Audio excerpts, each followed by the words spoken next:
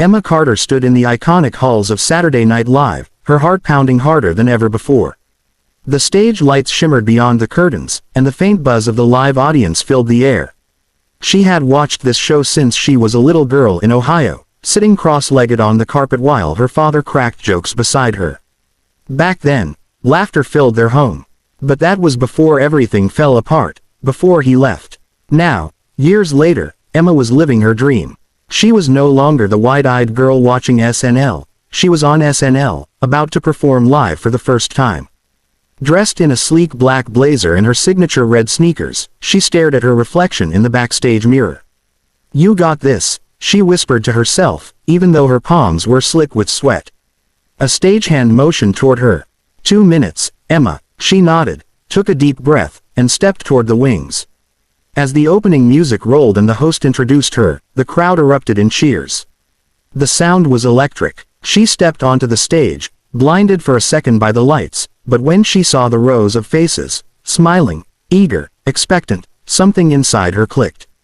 Her monologue began strong. The jokes landed, her timing perfect. Every laugh from the crowd fueled her energy, her confidence growing with each line. The studio was alive, and for a brief moment, Emma felt unstoppable. This was everything she had worked for: years of stand-up gigs in tiny bars, endless rejections, and long nights writing jokes that no one heard. But then, right in the middle of her best bit, she saw movement off stage. The floor manager, Tom, spoke into his headset and glanced nervously at her. A second later, she heard his voice in her ear monitor. "Emma, heads up. Surprise guest incoming." She froze. That wasn't supposed to happen. Her set was carefully planned. No surprises, no interruptions. She forced a smile, keeping her rhythm. "Live TV, folks," she quipped, earning another laugh. But then the audience gasped, a ripple of shock spreading through the room. Emma turned, and time stopped. Walking toward her under the blinding lights was a tall man in a navy suit, gray in his beard but still recognizable. Her throat tightened. It was him. "Ladies and gentlemen," the announcer boomed, "give it up for comedy legend Jack Carter." The crowd cheered wildly, unaware of the storm brewing inside Emma.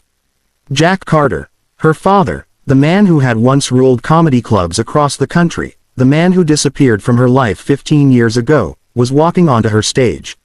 Emma forced a laugh, hiding the tremor in her hands.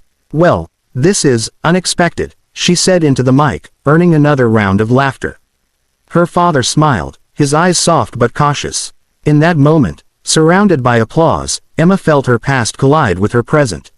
She had dreamed of success, but she never imagined it would come with this kind of surprise.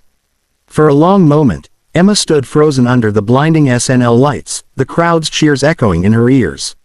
Her father, Jack Carter, gave a small wave, grinning like the professional showman he had always been.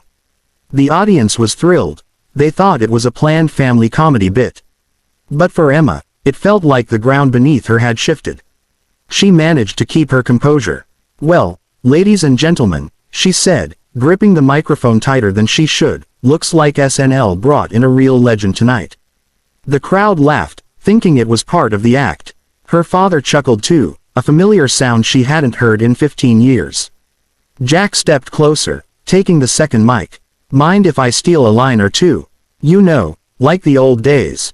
he asked lightly. Emma's jaw tightened. The old days weren't all laughter. They were also filled with arguments, late nights, and the day he walked out without saying goodbye. But they were live, and she couldn't let emotion ruin her big moment. "Sure," she said, forcing a smile.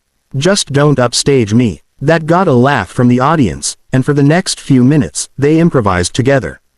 Their timing, oddly enough, was perfect.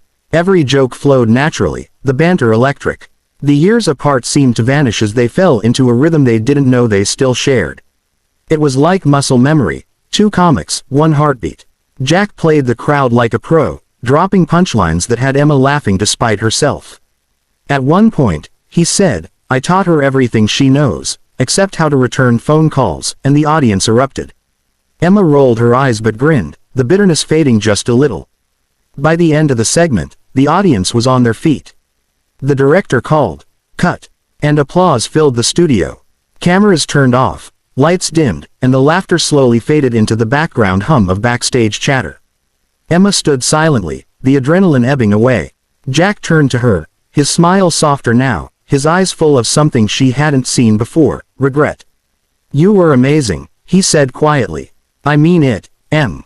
I've been watching you. You made it." She crossed her arms, unsure whether to cry or walk away. "You don't get to just show up after all this time and act proud," she said, her voice trembling. "You missed everything. My first gig, Mom's funeral." He nodded, eyes wet. "I know. I was a coward. I let my own failures get in the way of being your father. I thought staying away was doing you a favor." The tension hung in the air until Emma finally sighed.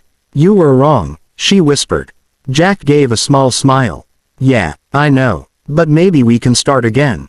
Offstage." This time, something in his tone broke through her walls. She hesitated, then nodded slightly. "Maybe." As the crew prepared for the next sketch, Emma and her father shared a quiet hug in the corner. No cameras, no applause, just two people rewriting their story. For Emma, the biggest surprise of the night wasn't fame. It was forgiveness.